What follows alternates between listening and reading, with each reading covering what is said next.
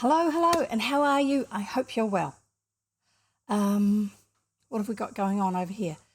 Oh, sorry, there's a picture in the way. I'll just remove the picture. There, that looks a bit better. I hope I don't look too weird colouring wise just because I had to make some adjustments yet again to the camera. I think it's because I'm just using little household lights to provide my lighting rather than super bright photography or studio lights, and so therefore the ambient light in the rest of the room actually has a big influence on how my camera perceives me. Anyway, so we'll see how we go. And once again we're back to really hot weather after having had nice cool weather because it was bad weather for a wee while. Mind you, damage, a lot of damage everywhere, flooding, all sorts of things. What else? Last time we had that very famous Rudyard Kipling poem, famous as in considered to be England, or at least, England's favourite poem.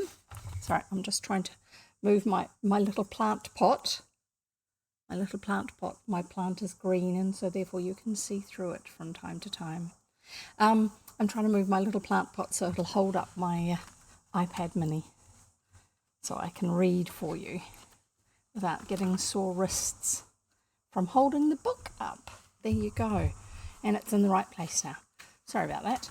I should really stop apologising. There's no need for it. So the last thing we had was the poem If. And we start the next section, which is called A Priest in Spite of Himself. And I've got up next to me on my browser window, that's why I'm looking over here, the layout of the book in terms of what the different sections are. So this is A Priest in Spite of Himself, and I don't know anything about it. I don't remember it at all. I will just see if I can tip my camera ever so slightly so that I am nearer to the top of the... Oh, that's bouncy, isn't it? That's not so good. See if we can get it so it doesn't bounce so much. And we're back where we were before. Just a moment. See what it looks like in my browser window. And the colour is completely different in my browser window because I'm thinking that my two monitors are seeing colour slightly differently. And I don't know what you see it as. I don't suppose it really matters because you're just looking at how you're seeing it. Right, so what am I trying to do? I'm trying to see if I can get it so my camera actually sees me nearer to the top of the screen without bouncing, so that the captions aren't quite so much like this, so you can't see what I'm saying. Because I know that for a lot of people, actually being able to see someone's mouth when they're talking makes it easier. There you go. That's one of the hard things with the current restrictions and having to wear masks in public places and stuff like that. With COVID, those who rely on being able to lip read as well as hearing aren't getting their visual cues for what someone is saying unless someone has found or made and is wearing a mask that has a clear panel in front of their mouth so you can see what their words are doing. I don't fully lip read because I am hearing. I have hearing. I'm not deaf as far as I know. I've probably got some hearing loss related to age and listening to things too loud and stuff like that. Well, who hasn't of my age? Unless they've grown up listening to chamber music or something very quiet. There are some. But to help my brain to process the words that I'm hearing, it helps me if I can see someone's mouth to be able to take in visually as well what they're saying. Not that it's not a matter of learning sign language or anything like that. It's actually just having my ears and my eyes both picking up on the same information So that's possibly how it works for other people too. We'll see. That's a bit better on the camera. So how about I introduce myself to those of you who are new and get on with reading? That sounds like a good plan, doesn't it? Hi, I'm Jev. I read old-fashioned children's stories. The books that my parents and my grandparents and I all grew up reading. I read my parents' and my grandparents' books. It gave me something to do. I liked them. I tend to interrupt the story to explain things if I think that that the author hasn't explained it, because it's for the author at the time it was very normal. And sometimes I will add in a little bit extra from personal experience, because grey hair, I'm really old, so I have a lot of life experience. Well, actually, no, it's just I've done a lot of different things, lived a lot of different places, and so I've had these opportunities which I've tried to take up where I can. What else? The idea behind the stories is just that you can have something to listen to while you are relaxing or studying or working. I don't really mind. And because of that, if you want to chat in the chat box alongside while I'm reading, you're most welcome to. But I won't specifically be responding to any of the chat until it's a chapter break or a break between sections in the book. This one doesn't really have chapters, it has sections. Just because I try to keep the flow of the story going, apart from me giving you usually relevant information. And I do have some suggestions. Get yourself something to drink, something to eat, and somewhere comfortable to sit if you are able to sit down while you're listening. I think that's about it. Shall we start reading? I've got something extra to drink, not just my water. The water is good for my throat while I'm reading and also for my brain. Keep it thinking. But I've also got some homemade iced coffee, which is actually just a double shot of coffee with milk, cold milk. That's all it needs to be, except that it's a double of that. So it's a double shot. There, very nice. That's instead of a snack, really. I'm less likely to cough and splutter if I've got something to drink rather than something to eat. So shall we read? Why not? Here we go. A priest in spite of himself. We'll read and find out what this is about. First, the poem. A St Helena Lullaby. How far is St Helena from a little child at play? Sorry, I'll read that again.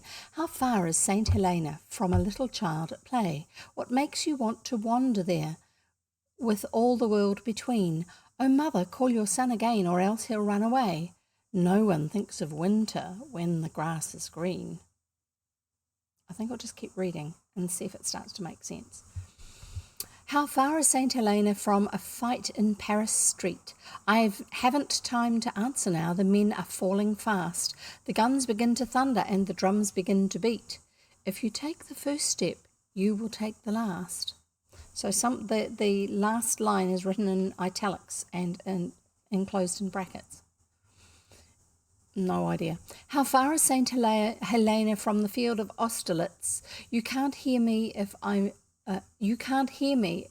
I told so loud the cannons roar, but not so far for people who are living by their wits. Gay go up means gay go down the wide world o'er. Gay in this context being joyous and happy. If you go up somewhere being joyous and happy, then you will come back being joyous and happy. How far is St Helena from an emperor of France? I cannot see, I cannot tell. The crowns they dazzle so. The kings sit down to dinner, and the queens stand up to dance. After open weather you may look for snow. That's to rhyme with so. How far is St Helena from the capes of Trafalgar? A longish way with 10 years more to run. It's south across the water underneath a setting star. Trafalgar, star. What you cannot finish you must leave undone.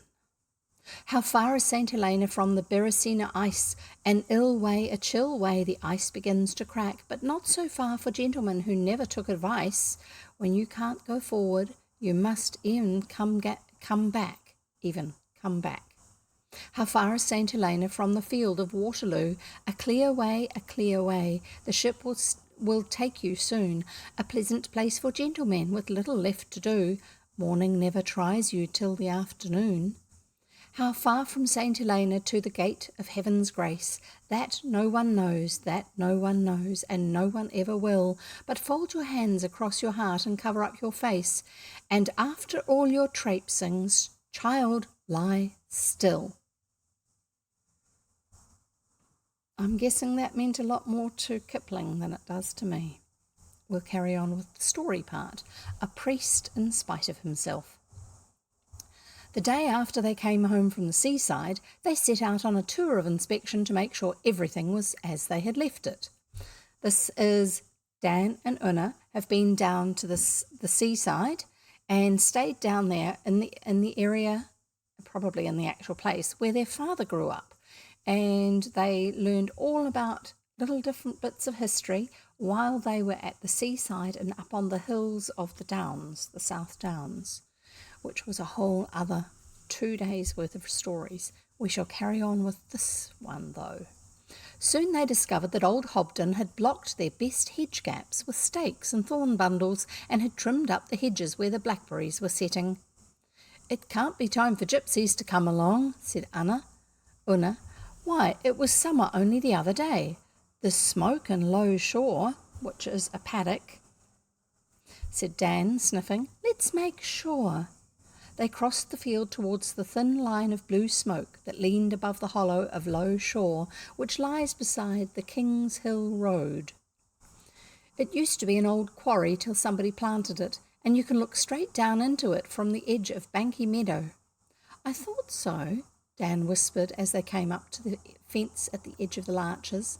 A gypsy van, not the showman's sort, but the old black kind with little windows high up and a baby gate across the door, was getting ready to leave.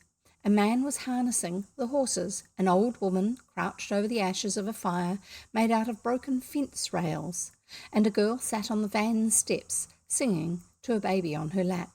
A wise-looking thin dog snuffed at a patch of fur on the ground till the old woman put it carefully in the middle of the fire, the pile of fur.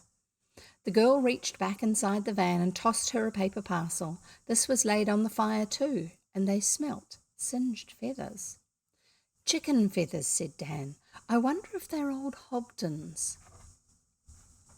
Una sneezed. The dog growled and crawled to the girl's feet. The old woman fanned the fire with her hat, while the man led the horses up to the shafts. They all moved as quickly and quietly as snakes over moss. They're not meant to be there by the sound of it, and they've possibly been doing a little bit of poaching, taking animals that weren't theirs to take, even if it was for food. "Ah," said the girl, "I'll teach you." She beat the dog, who seemed to expect it. "Don't do that," Una called down. "It wasn't his fault." "How do you know what I'm beating him for?" she answered. "For not seeing us," said Dan. "He was standing right in the smoke and the wind was wrong for his nose anyhow."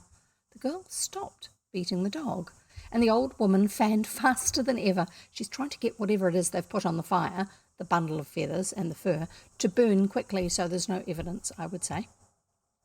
"You've fanned some of your feathers out of the fire," said Una. "There's a tail feather by that chestnut tot." "What of it?" said the old woman as she grabbed it. "Oh, nothing," said Dan, "only I've heard say that tail feathers are as bad as the whole bird sometimes."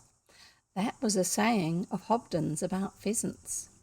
Old Hobden always burned all feather and fur before he sat down to eat. "Come on, mother," the man whispered. The old woman climbed into the van and the horses drew it out of the deep rutted shore onto the hard road. Sorry, itchy ear. Carrying on. The girl waved her hands and shouted something they could not catch. That was gypsy for "Thank you kindly, brother and sister," said Pharaoh Lee. He was standing behind them, his fiddle under his arm. "Gracious, you startled me," said Una. "You startled old Priscilla Seville," Puck called from below them. "Come and sit by their fire. She ought to have put it out before they left." They dropped down the ferny side of the shore. Una raked the ashes together. Dan found a dead wormy oak branch that burns without flame, and they watched the smoke while Pharaoh played a curious wavery air.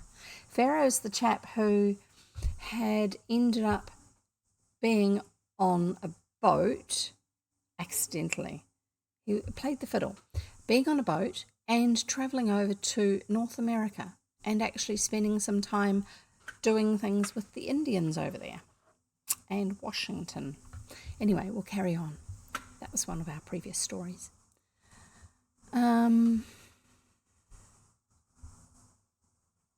While Pharaoh played a curious wavery air.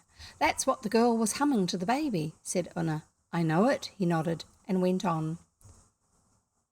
I lumai, lumai, lumai, luludia. I luludia. He passed from one odd tune to another and quite forgot the children. At last Puck asked him to go on with his adventures in Philadelphia and among the Seneca Indians. I'm telling it, he said, staring straight in front of him as he played. Can't you hear? Maybe, but they can't. Tell it aloud, said Puck. Pharaoh shook himself, laid his fiddle beside him and began. I'd left Red Jacket and Corn Planter, that's the two Indian chiefs. I'll just see if I can get a little bit more colour. Sorry, just realised it's looking rather washed out. The books are more defined than I am.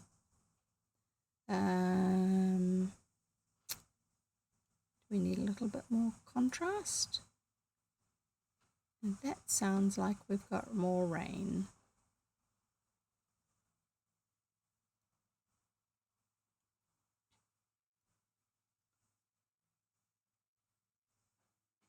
That'll do. That will do. There you go. And hopefully the colouring looks more like what it does on my second monitor, not on my first, because my first monitor is looking rather yellow. And you can write it in the chat if you think that it's looking rather yellow, and then I'll actually make some other adjustments. Simple, maybe. I'd left Red Jacket and Corn Planter riding home with me after Big Hand had said there wouldn't be any war. Big Hand was Washington. That's all there was to it. We believed Big Hand and we went home again. We three braves. I'm sorry, I really need to check to see if that rain's coming in my roof window. I'll be back in a moment. Stay there.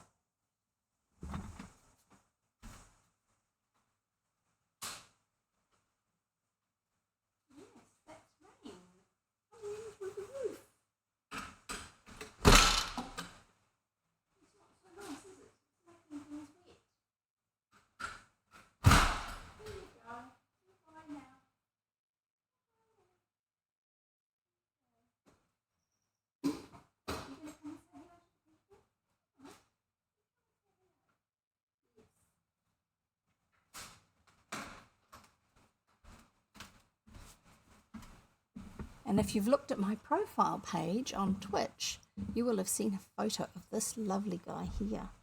This is Theodore. Say hello, Theodore. Yeah? You going to say hello? Nope. There you go. That's the stream cat, who doesn't really like to engage with people. Anyway, we'll carry on with the story. It's going to get a little bit warm here now because I don't have that fresh air coming in through the skylights. That's all there was to it. We believed Big Hand and we went home again. We three braves. When we reached Lebanon, we found Toby at the cottage with his waistcoat a foot too big for him. So hard had he worked amongst the yellow fever people. He beat me for running off with the Indians. Thrashed me. Got into trouble. I'm meant to be working for him. That's what that's about. But 'twas worth it. I was glad to see him, and when we went back to Philadelphia for the winter, and I was told how he'd sacrificed himself over sick people with the yellow fever, I thought the world and all of him. No, I didn't neither. I'd thought that all along. In other words, he's actually just changing the way he is expressing his admiration for the chap, because initially he's saying that because of that happening, he had thought the world of the chap, and then he realised, no, to be honest about it, actually I thought that he was a really good guy beforehand anyway. So we shall carry on. Sorry. It's a little bit of effort to actually get those to shut, which is why you heard that big thump noise. I've got to get the long pole to be able to reach the skylights. And then after I have reached them, I have to clip the handle of it in the right place, exactly the right place. And then after I've clipped it into the right place, I have to get a whole stand in the right place so I get it at the right angle and push the pole up just the right strength so that the actual window goes up and clips shut. I've had a bit of practice at it now, but occasionally I don't quite get it right, and I don't really want that to happen. I don't want to break the window. No, that would not be good. Anyway, we'll carry on with what we're doing with the reading. I'd thought that all along. That yellow fever must have been something dreadful. Even in December, people had no more than begun to trickle back to town. Whole houses stood empty, and the black people were robbing them out. But I can't call to mind that any of the Moravian brethren had died. It seemed like they had just kept on with their own concerns, and the good Lord had just looked after them. That was the winter. Yes, winter of 93.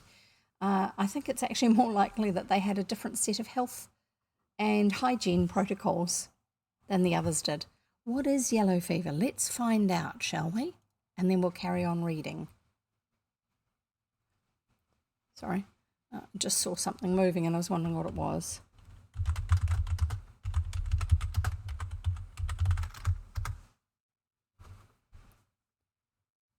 Yellow fever is actually called yellow fever, and it's a viral infection spread by a mosquito.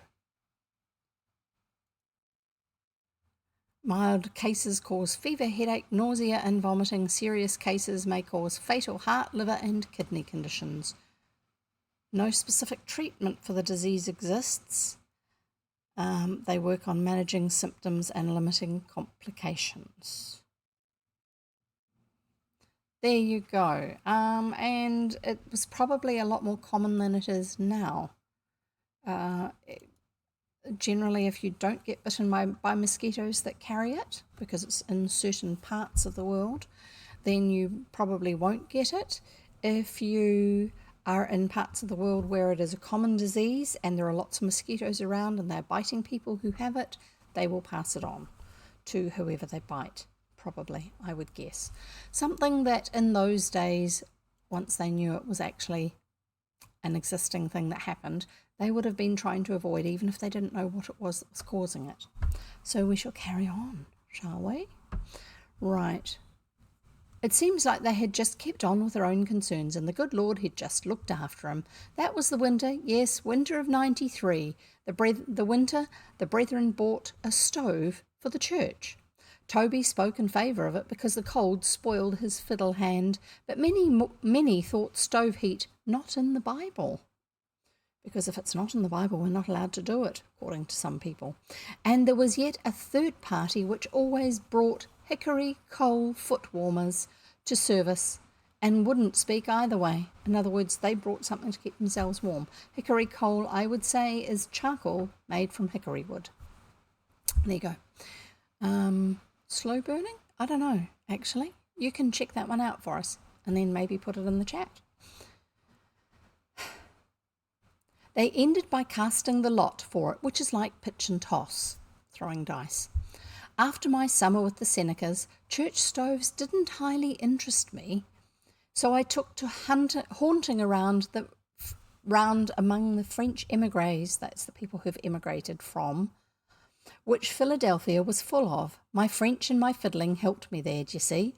They came over in shiploads from France, whereby what I'd made out, everyone was killing everyone else by any means, and they'd spread themselves about the city, mostly in Drinker's Alley and Elfrith's Alley, and they did odd jobs till times should mend. But whatever they stooped to, they were gentry and kept a cheerful countenance, and after an evening's fiddling at one of their poor little proud parties, the brethren seemed old-fashioned. Pastor Medder and Brother Adam Goose didn't like my fiddling for hire, but Toby said it was lawful for me to earn my living by exercising my talents. He never let me be put upon. In February of '94, no, March it must have been, because a new ambassador called Fauchet had come from France with no more manners than Gennet, the old one. In March, Red Jacket came in from the reservation bringing news of all kind friends there. I showed him round the city, and we saw General Washington riding through a crowd of folk that shouted for war with England. Again. They gave him quite rough music, but he looked twixt his horse's ears and made out not to notice. His stirrup brished Red Jacket's elbow, and Red Jacket whispered up, "My brother knows it is not easy to be a chief." Big Hand shot just one look at him and nodded. Then there was a scuffle behind us over someone who wasn't hooting at Washington loud enough to please the people. We went away to be out of the fight. Indians won't risk being hit. They get in trouble, I would say, and blamed, so you stay out of the way. What do they do if they are? Dan asked. Kill, of course. That's why. You don't want them in a fight? Because they fight for serious. That's what that's about. That's why they have such proper manners. Well then, coming home by Drinker's Alley to get a new shirt with a French Viscount's lady was washing to take the stiff out of. I'm always choice in my body linen. A lame Frenchman pushes a paper of buttons at us. Now, when you bought new shirts, they were often highly starched. And so I'm guessing he's saying that when he bought a new shirt, he would have it washed first before he used it to get the excess starch out. A Frenchman pushes a paper of buttons at us. He hadn't long landed in the United States, and please would we buy. He surely was a pitiful scrattle, his coat half torn off, his face cut, but his hands steady, so I knew it wasn't drink. He said his name was Peringuet, and he'd been knocked about in the crowd around the Stade. That's Independence Hall. One thing leading to another, we took him up to Toby's room, same as Red Jacket had taken me the year before. The compliments he paid to Toby's Madeira wine fairly conquered the old man, for he opened a second bottle, and he told this Monsieur Peringuet all about our great stove dispute in the church. I remember Pastor Medder and Brother Adam Goose dropped in, and although they and Toby were direct opposite sides regarding stoves, yet this Monsieur Peringuet, he made him feel as if he thought each one was in the right of it. He said he'd been a clergyman before he had to leave France. He admired at Toby's fiddling, and he asked if Red Jacket, sitting by the spinet, was a simple Huron. Senecas aren't Hurons, they're Iroquois, of course, and Toby told him so. Well then, in due time he arose and left in a style which made us feel he'd been favouring us, instead of us feeding him. I've never seen him so strong, but I've never seen that so strong before in a man. We all talked him over, but couldn't make head or tail of him, and Red Jacket come out to walk with me to the French Quarter, where I was due to fiddle at a party. Passing Drinker's Alley again, we saw a naked window with a light in it, and there sat our button-selling Monsieur Peringuet, throwing dice, all alone, right hand against left. Says Red Jacket, keeping back in the dark.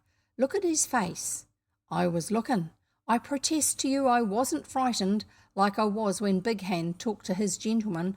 I only looked, and I only wondered that even those dead dumb dice would dare to fall different from what that face wished. It was a face. He is bad, says Red Jacket, but he is a great chief. The French have sent away a great chief. I thought so when he told us his lies. Now I know. I had to go on to the party, so I asked him to call round for me afterwards, and we'd have him singing at Toby's as usual. No, he says, tell Toby I'm not Christian tonight, all Indian. He had those fits sometimes. I wanted to know more about Monsieur Peringuet, and the émigré party was the very place to find out. It's neither here nor there, of course, but those French émigré parties, they almost make you cry. The men that you bought fruit of in Market Street, the hairdressers and fencing masters and French teachers, they turn back again by candlelight to what they used to be at home, and you catch their real names. There wasn't much room in the wash house, so I sat on top of the copper and played him the tunes they called for. Si le roi m'avait donné, and such nursery stuff. Sorry, I have no idea how to say that in French. They cried sometimes. It hurt me to take their money afterwards, indeed it did, and there I found out about Monsieur Peringuet. He was a proper rogue too. None of 'em had a good word for him, except the Marquise that kept the French boarding house on 4th Street. I made out that his real name was the Count Talleyrand de Perigord, a priest right enough, but sorely come down in the world.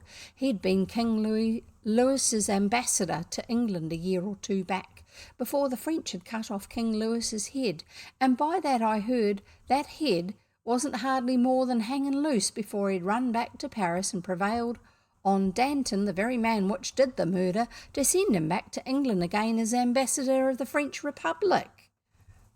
So this is a guy who plays both sides if it's to his advantage. That's what we're finding out. I wonder if he was a real person or if this is just another one of Kipling's made-up characters. That was too much for the English, so they kicked him out by Act of Parliament, because they recognised him as being the chap who was the ambassador for the French royalty, and now he's the ambassador for the French Republic. They kicked him out by Act of Parliament, and he'd fled to the Americas without money or friends or prospects. I'm telling you the talk in the wash house. Some of him was laughing over it. Says the French Marquise, "My friends, you laugh too soon. That man will be on the winning side before any of us." "I did not know you were so fond of priests." "Marquise," says the Vicomte, his lady did my washing, as I've told you." "I have my reasons," said the Marquise. "He sent my uncle and my 2 brothers to heaven by the little door." That was one of the emigre names for the guillotine. "He will be on the winning side if it costs him the blood of every friend he has in the world." "Then what does he want here?" says one of them. "We have all lost our game." "My faith," says the Marquise, "he will find out, if anyone can, whether this canaille of a Washington means to help us to fight England. Gennett, that was my ambassador at the embuscade, has failed and gone off disgraced. Fauchet, he was the new man, hasn't done any better, but our Abbé will find out and he will make his profit out of the news. Such a man does not fail." "He begins unluckily," says the Viscount. "He was set upon today in the street for not hooting your Washington." They all laughed again, and one remarks, "How does the poor devil keep himself?" "He must have slipped in through the wash-house door, for he flits past me and joins them, cold as ice. One does what one can," he says. "I sell buttons, and you, Marquise?" "I," she waves her poor white hands all burned, "I am a cook, a very bad one, at your service, Abbé. We were just talking about you." They didn't treat him like they talked of him. They backed off and stood still. So he's arrived at the party, even though they've just been talking about him. "I have missed something then," he says, "but I spent this last hour playing." "Only for buttons, Marquise, against a noble savage, the veritable Huron himself. You had your usual luck, I hope," she says. "Certainly," he says. "I cannot afford to lose even buttons in these days." "Then I suppose the child of nature does not know that your dice are usually loaded, Father Tout-à-Tout," she continues. I don't know whether she meant to accuse him of cheating. He only bows. "Not yet, Mademoiselle Cunegonde," he says, and goes on to make himself agreeable to the rest of the company. And that was how I found out our Monsieur Peringuet was Count Charles Maurice Talleyrand de Perigord. Pharaoh stopped, but the children said nothing. "You've heard of him?" said Pharaoh. Una shook her head. Was Red Jacket the Indian he played dice with?" Dan asked. "He was. Red Jacket told me the next time we met. I asked if the lame man had cheated. Red Jacket said no, he had played quite fair and was a master player. I allow Red Jacket knew. I've seen him on the reservation playing himself out of everything he had and in again. Then I told Red Jacket all I'd heard at the party concerning Talleyrand. I was right, he says. I saw the man's war face when he thought he was alone. That was why I played him. I played him face to face. He is a great chief. Do they say why he comes here?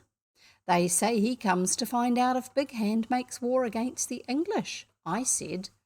Red Jacket grunted. Yes, he said. He asked me that too. If he had been a small chief, I should have lied, but he is a great chief. He knew I was a chief, so I told him the truth. I told him what Big Hand said to Cornplanter and me in the clearing. There will be no war. I could not see what he thought. I could not see behind his face. But he is a great chief. He will believe. Will he believe that Big Hand can keep his people from war? Can keep his people back from war? I said, thinking of the crowds that hooted Big Hand whenever he rode out. He is as bad as Big Hand is good, but he is not as strong as Big Hand, says Red Jacket. When he talks with Big Hand, he will feel this in his heart. The French have sent away a great chief. Presently he will go back and make them afraid.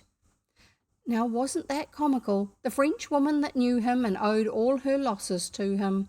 The Indian that picked me up, cut and muddy on the street, and played dice with him. They neither of them doubted that Talleyrand was something by himself, appearances notwithstanding. And was he something by himself? Said Una. Pharaoh began to laugh, but stopped. The way I look at it, he said, Talleyrand was one of just 3 men in this world who are quite by themselves. Big Hand I put first because I've seen him. Aye, said Puck. I'm sorry we lost him out of old England. Who'd you put second? Talleyrand. Maybe because I've seen him too, said Pharaoh. Who's third? Said Puck. Boney, even though I've seen him. Boney is Napoleon Bonaparte. Phew, said Puck. Every man has his own weights and measures, but that's a queer reckoning. Boney, said Una, you don't mean you've ever met Napoleon Bonaparte? There, I knew you wouldn't have patience with the rest of my tale after hearing that. But wait a minute. Talleyrand, he come round to 118 in a day or two to thank Toby for his kindness. I didn't mention the dice playing, but I could see that Red Jacket's doings had made Talleyrand highly curious about Indians, though he would call him the Huron. Toby, as you may believe, was all holds full of knowledge concerning their manners and habits.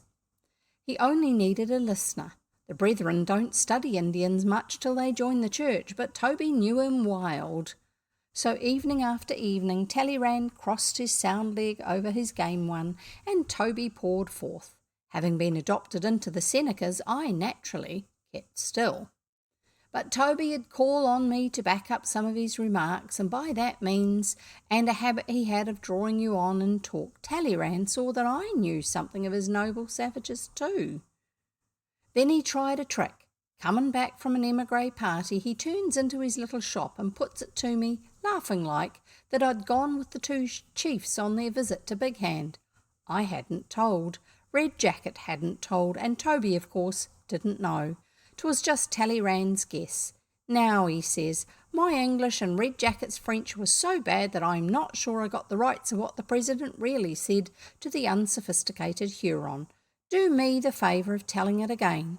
I told him every word Red Jacket had told him, and not one word more. I had my suspicions, having just come from an emigre party where the Marquis was hating and praising him as usual. Much obliged, he said, but I couldn't gather from Red Jacket exactly what the President said to Monsieur Guenette, or to his American gentleman after Monsieur Guenette had ridden away. I saw Talleyrand was guessing again, for Red Jacket hadn't told him a word about the white man's powwow. Why hadn't he? Puck asked. Because Red Jacket was a chief.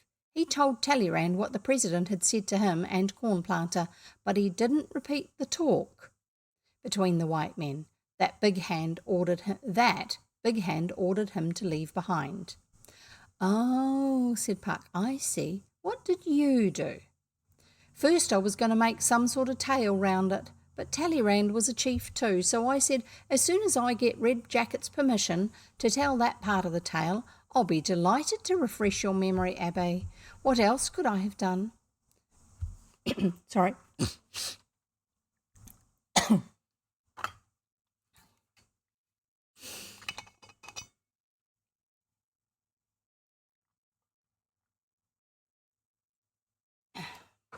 Carry on.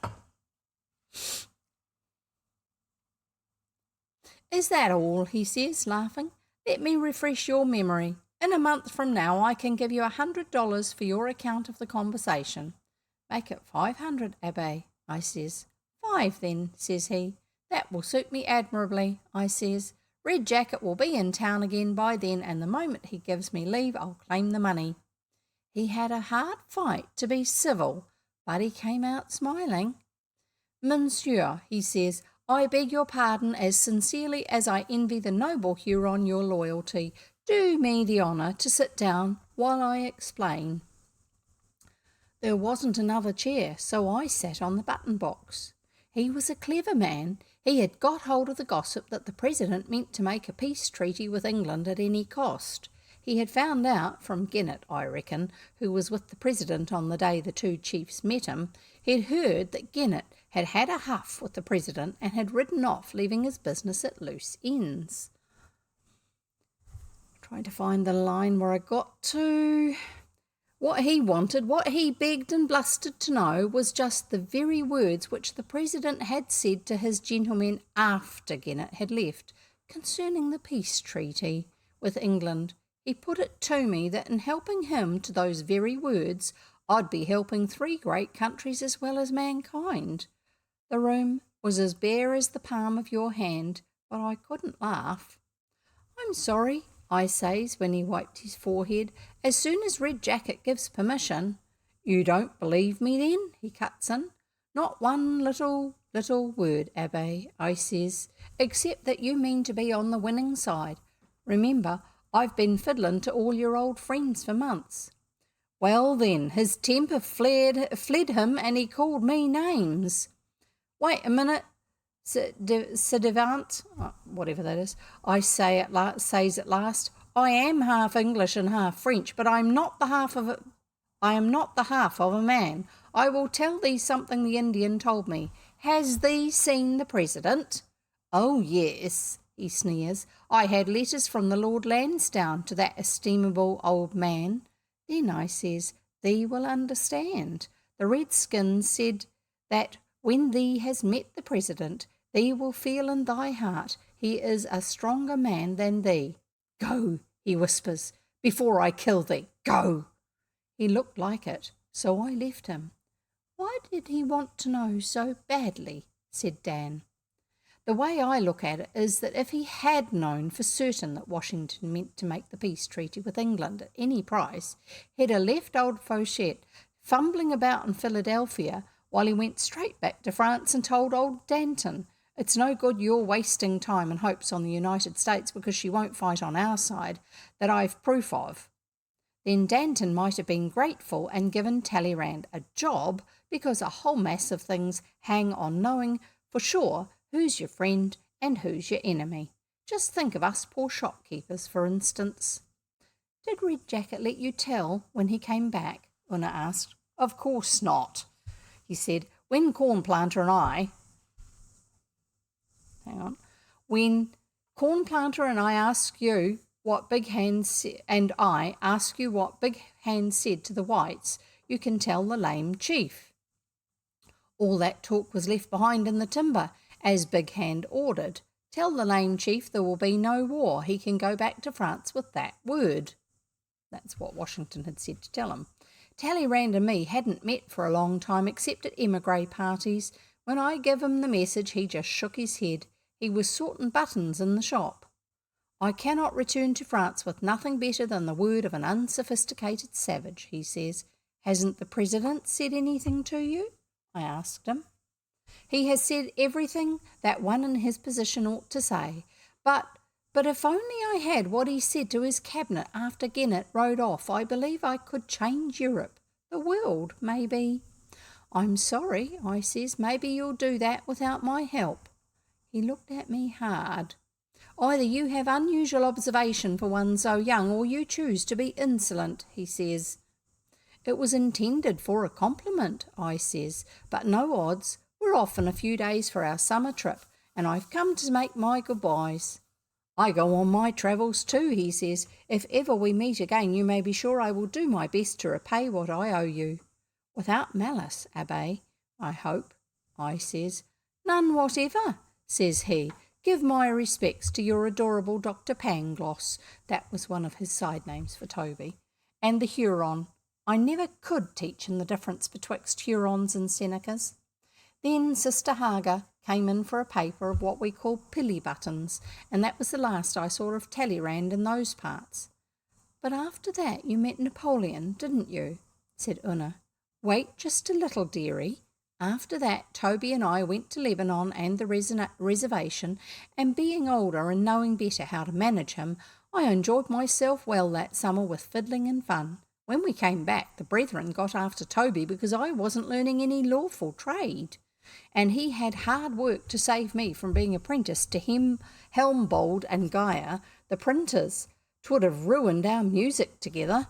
Indeed it would, and when we escaped that, old Mats Roosh, the leather breeches maker round the corner, took a notion I was cut out for skin dressing. But we was rescued. Along towards Christmas there comes a big sealed letter from the bank saying that a Monsieur Talleyrand had put $500, £100, to my credit there to use as I pleased. There was a little note from him inside, he didn't give any address, to thank me for past kindnesses and my believing in his future, which he said was pretty cloudy at the time of writing. I wished Toby to share the money. I hadn't done more than bring Talleyrand up to 118. The kindnesses were Toby's. But Toby said, No, liberty and independence forever. I have all my wants, son. So I gave him a set of new fiddle strings, and the brethren didn't advise us any more. Only Pastor Medder, he preached about the deceitfulness of riches, and Brother Adam Goose said that if there was a war, the English would surely shoot down the bank. I knew there wasn't going to be any war, but I drew the money out, and on Red Jacket's advice I put it into horseflesh, which I sold to Bob Bicknell for the Baltimore stagecoaches. That way I doubled my money inside the 12 months. You gypsy, you proper gypsy, Puck shouted. In those days, it was considered to be something that gypsies were very good at, was trading in horses and making money off it. There you go. Why not? 'Twas fair buying and selling. Well, one thing leading to another, in a few years I had made the beginning of a worldly fortune and was in the tobacco trade. Ah, said Puck suddenly, might I inquire if you've ever sent any news to your people in England? If you had sent any news to your people in England or France? Of course I had. I wrote regular every 3 months after I'd made money in the horse trade. We Lees don't like coming home empty-handed. If it's only a turnip or an egg, it's something. Oh, yes, I wrote good and plenty to Uncle Aurette, and Dad don't read very quickly. Uncle used to slip over New Haven Well and tell Dad what was going on in the tobacco trade. I see, Aurettes and Lees like as 2 peas. Go on, Brother Squaretoes, said Puck. Pharaoh laughed and went on. Talleyrand, he'd gone up in the world, same as me. He'd sailed to France again and was a great man in the government there a while, but they had to turn him out on account of some story about bribes from American shippers. All our poor emigres said he was surely finished this time, but Red Jacket and me, we didn't think it likely, not unless he was quite dead. Big Hand had made his peace treaty with Great Britain just as he said he would, and there was a roaring trade twixt England and the United States for such as'd take the risk of being searched by British and French men-o'-war's ships. Those two was fighting, and just as his gentleman told Big Hand it'd happen, the United States was catching it from both. If an English man-o'-war met an American ship, he'd press half the best men out of her and swear they was British soldiers. Most of 'em was. If a Frenchman met her, he'd likely have the cargo out of her, swearing it was meant to aid and comfort the English, and if a Spaniard or a Dutchman met her, they was hanging onto England's coattails too. Lord only knows what they wouldn't do. it came over me that what I wanted in my tobacco trade was a fast sailing ship and a man who could be French, English or American at a pinch. Luckily, I could lay my hands on both articles, so along towards the end of September in the year 99, I sailed from Philadelphia with 111 hogsheads of good Virginia tobacco in the brig Bertha Aurette, named after mother's maiden name, hoping 'twould bring me luck, which she didn't, and yet she did. "Where were you bound for?" Puck asked. Any port I found handiest. I didn't tell Toby or the brethren. They don't understand the ins and outs of the tobacco trade." Puck coughed a small cough as he shifted a piece of wood with his bare foot. "It's easy for you to sit and judge," Pharaoh cried, "but think of what we had to put up with. We spread our wings and run across the broad Atlantic like a hen through a horse fair. Even so, we were stopped by an English frigate 3 days out. He sent a boat alongside and pressed 7 able seamen. I remarked it was hard on honest traders, but the officers said they was fighting all creation and hadn't time to argue. The next English frigate we escaped with no more than a shot in our quarter. Then we was chased 2 days and a night by a French privateer firing between squalls, and the dirty little English 10-gun brig, which made him sheer off, had the impudence to press another 5 of our men. That's how we reached to the chops of the Channel. 12 good men pressed out of the 35, an 18-pound shot hole close beside our rudder, our mainsail looking like spectacles where the Frenchmen had hit us, and the Channel crawling with short-handed British cruisers. Put that in your pipe and smoke it next time you grumble at the price of tobacco." Well then, to top it off, while we was trying to get at our leaks, a French lugger came swooping at us out of the dusk. We warned him to keep away, but he fell aboard us and up climbed his jabbering redcaps. We couldn't endure any more, indeed we couldn't. We went at him with all we could lay hands on. Didn't last long.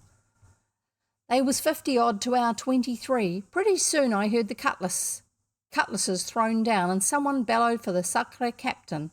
"Here I am," I says. "I don't suppose it makes any odds to you thieves, but this is the United States brig Bertha Aurette."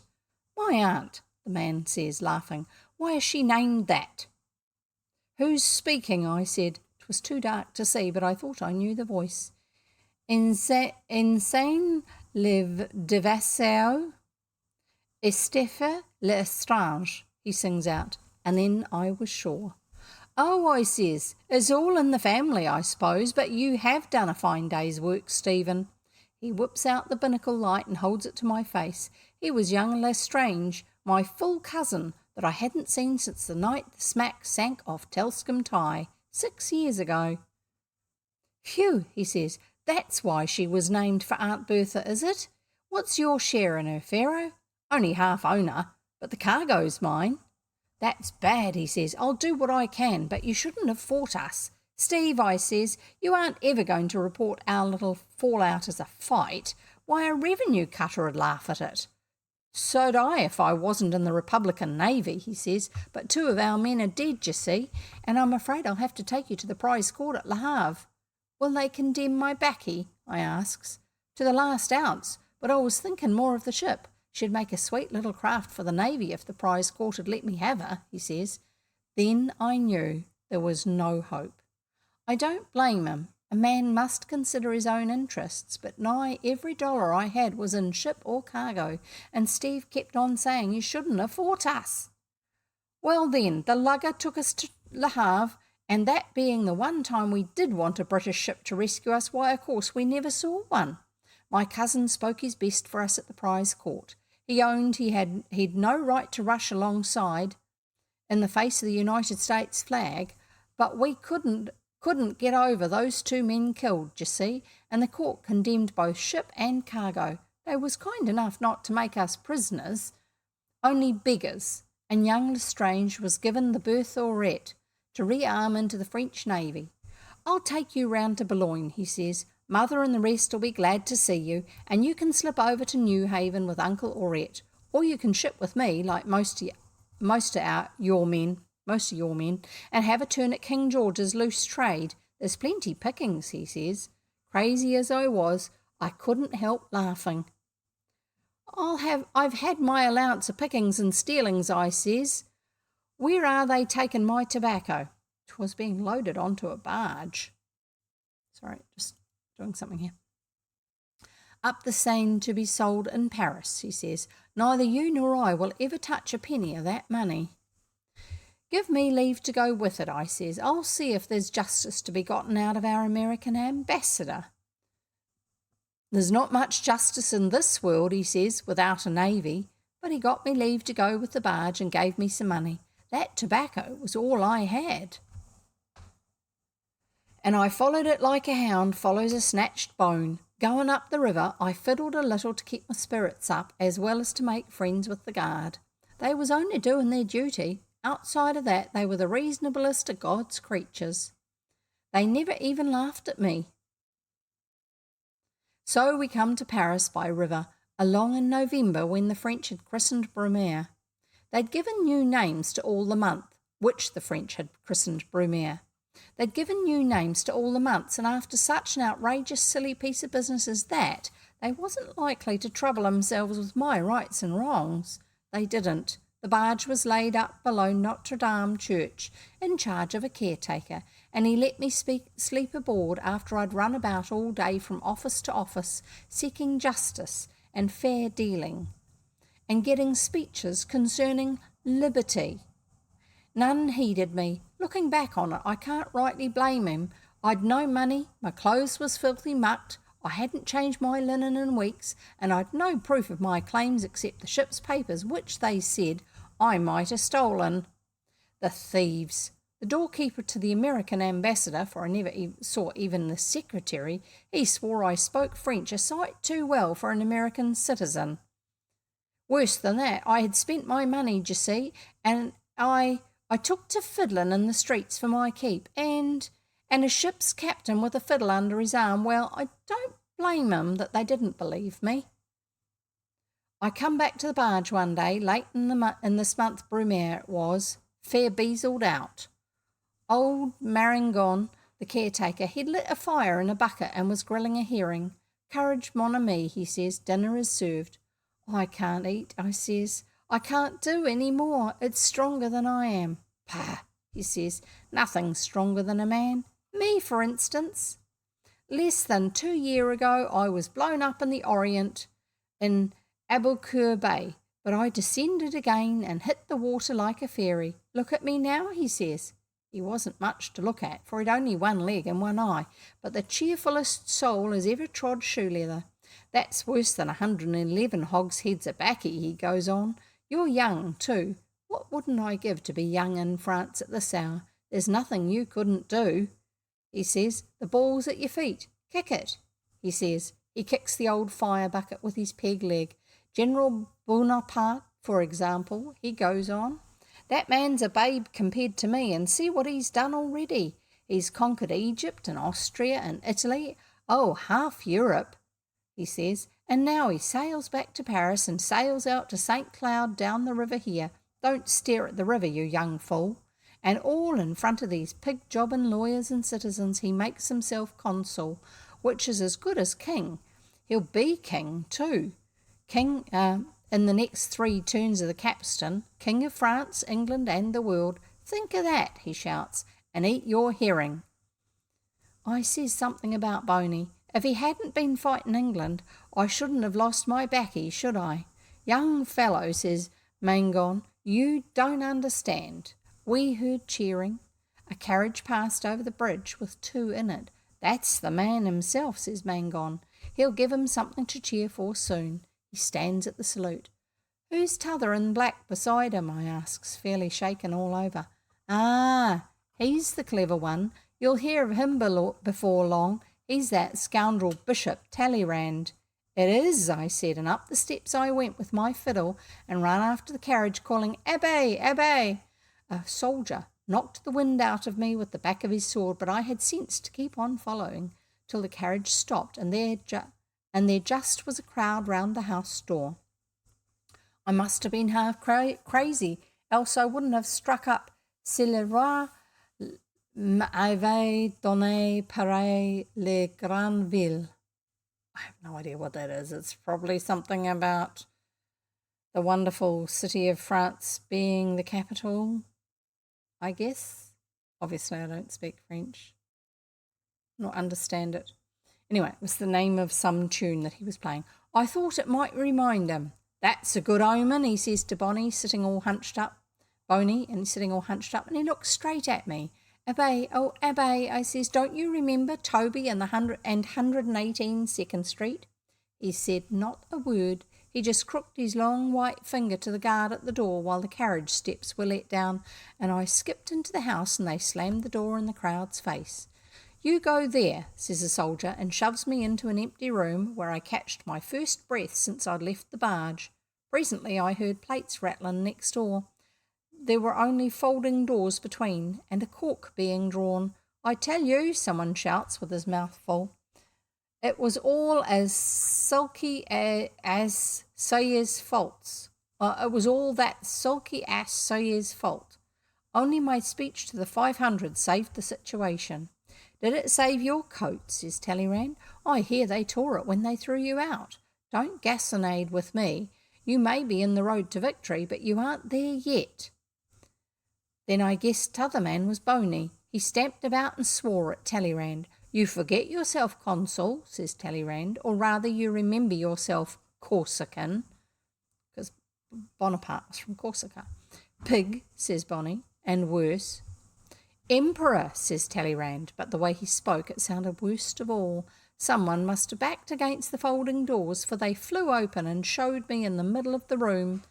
Boney whipped out his pistol before I could stand up. General, says Talleyrand to him, this gentleman has a habit of catching us canaille indéchabile. Put that thing down.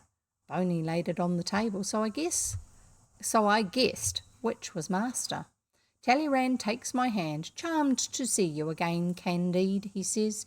How is the adorable Dr. Pangloss and the noble Huron? They were doing very well when I left, I said, but I'm not. Do you sell buttons now, he says, and fills me a glass of wine off the table. Madeira, says he, not so good as some I have drunk.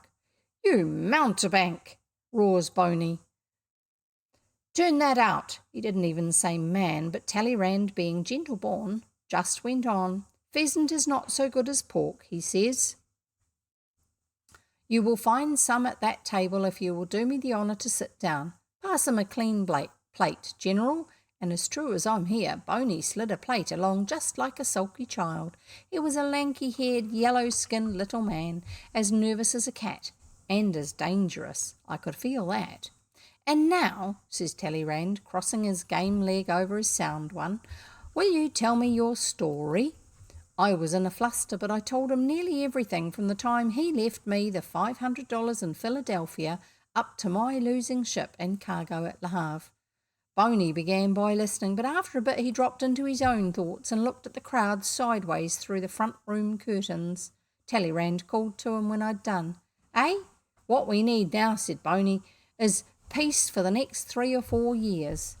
Quite so, says Talleyrand. Meantime, I want the consul's order to the prize court at Le Havre to restore my friend here his ship. Nonsense, says Boney. Give away an oak-built brig out of 207 tons for sentiment? Certainly not. She must be armed into my navy with 14 12-pounders and 2 long 4s. Is she strong enough to bear a long 12 forward? Now, I could have sworn he'd paid no heed to my talk, but that wonderful headpiece of his seemingly skimmed off every word of it that was useful to him.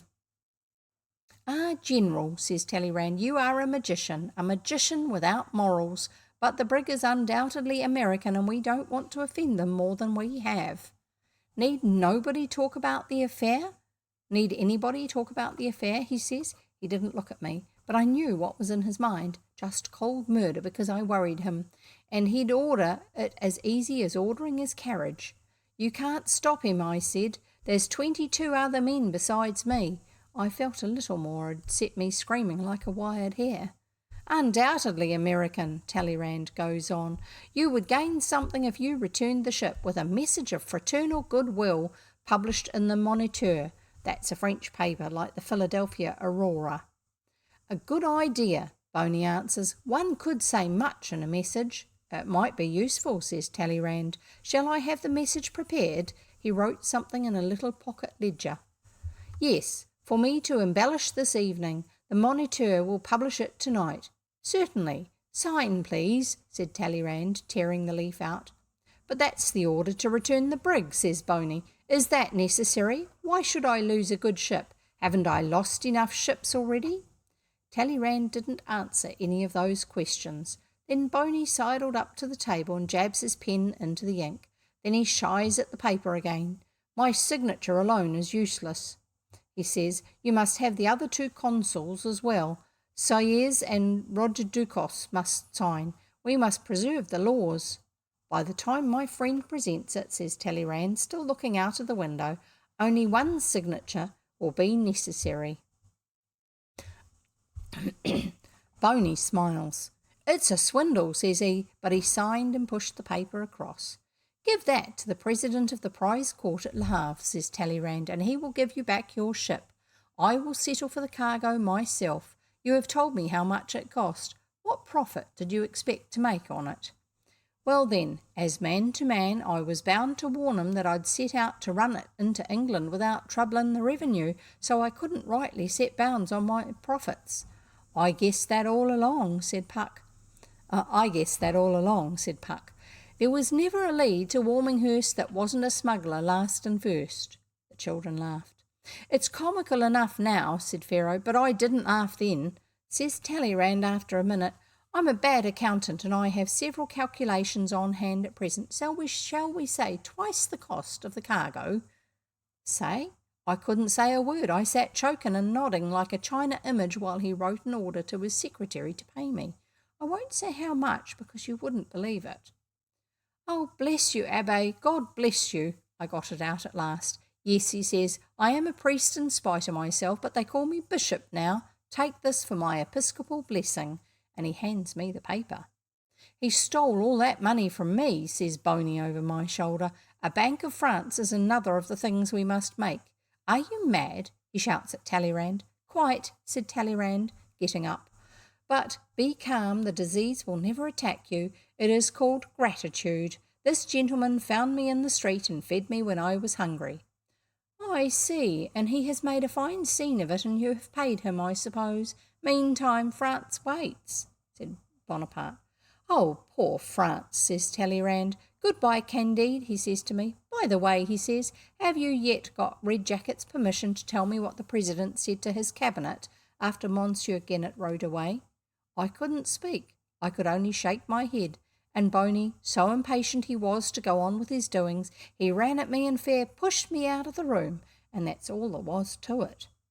Pharaoh stood up and slid his fiddle into one of his big skirt pockets as though it were a dead hare.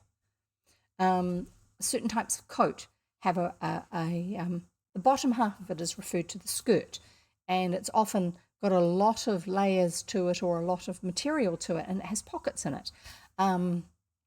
Poacher's coat has special pockets in it for hiding things. Same with gamekeepers, but not so much for hiding as to just carry lots of the different things that they've got along the way. The different birds that they have shot, or things like hares and rabbits that they've trapped.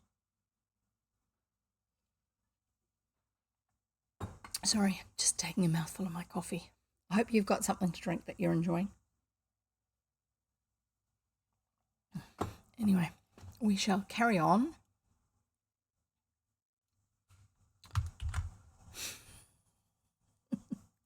We're getting there. There's a lot of talking in this book, way more than in the previous book. Anyway,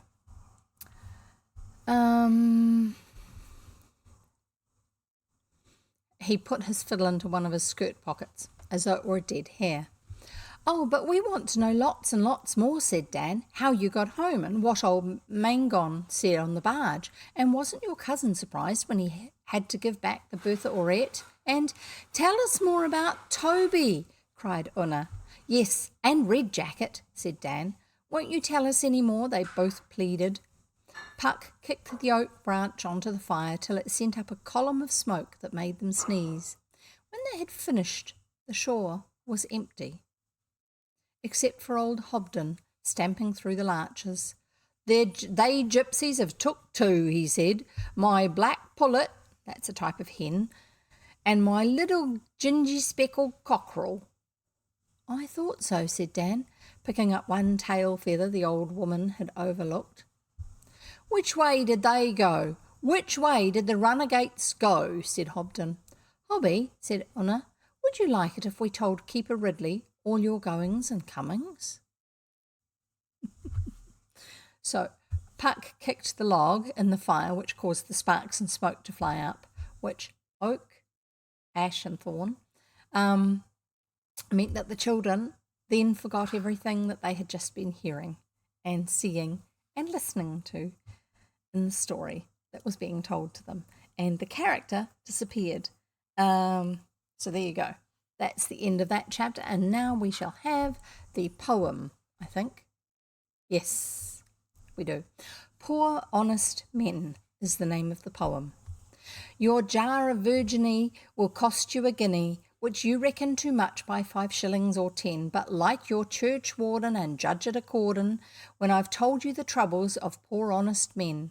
Virginia tobacco. From the capes of the Delaware, as you are well aware, we sail with tobacco for England, but then our own British cruisers, they watch us come through, sirs, and they press 50 of us, poor honest men.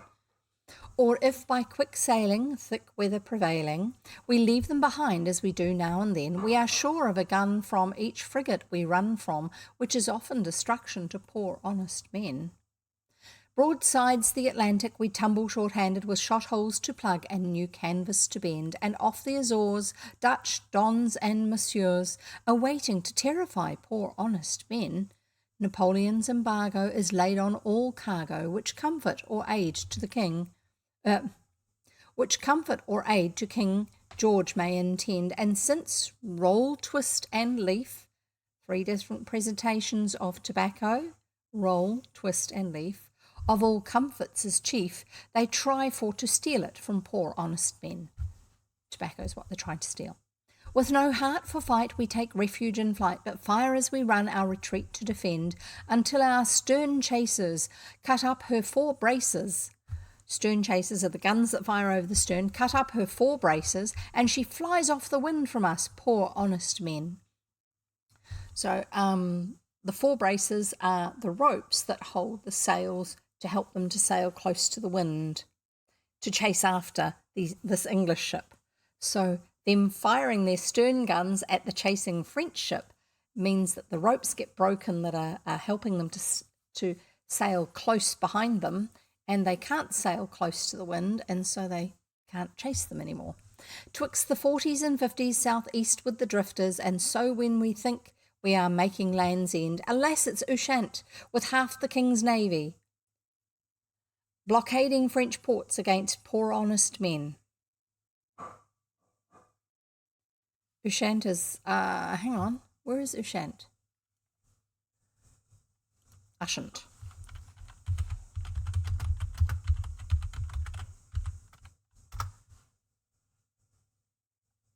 And even how's it meant to be said? I've always said Ushant, but I think it's Ushant. It's the very end of, it's an island off the end of Brittany, I think, the French coast. They think it's Land's End, but it turns out it's not. It's the end of France, not the end of England. Keep going. But they may not quit station, which is our salvation. So swiftly we stand to the nor'ard again. In other words, the men who are manning Ushant are not allowed to leave there to chase after them, and so these guys get away. So swiftly we stand to the nor'ard again, and finding the tail of a homeward bound convoy, we slip past the Scillies like poor honest men. The Scillies are some islands that are off the western toe of Cornwall, where Land's End is, past Land's End. Twixt the Lizard and Dover we hand our stuff over, though I may not inform how we do it, nor when. They're smuggling it ashore, but a light on each quarter low down on the water is well understood by poor honest men.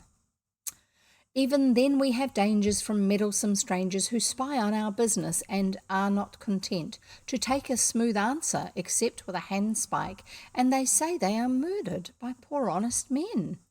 To be drowned or be shot is our natural lot. Why should we, moreover, be hanged in the end, after all our great pains, for to dangle in chains, as though we were smugglers, not poor honest men? And that's the end of the poem. The next section is the conversion of St Wilfrid, and we shall have that next time. So there you go. I'm just going to say thank you very much for listening, and I hope you'll come again. And feel free to, if you're watching this on YouTube, to give it a like, leave a comment. And if you're watching this on Twitch, go over to my YouTube channel and subscribe. There you go. If you're watching this on YouTube, you may want to subscribe to my Twitch channel so that you can see it live when I'm actually reading, and you can then ask me questions or supply answers to questions that I ask because I have no idea about some of the things that we're reading about. That would be a good thing to do. Do that. So I'll give you the link for the YouTube channel for those of you who are watching in Twitch. Those of you who are watching in YouTube, there's probably also a link already on my channel to tell you how to find me on Twitch. And we'll see you next time. As I said before, thank you for listening. We'll see you again.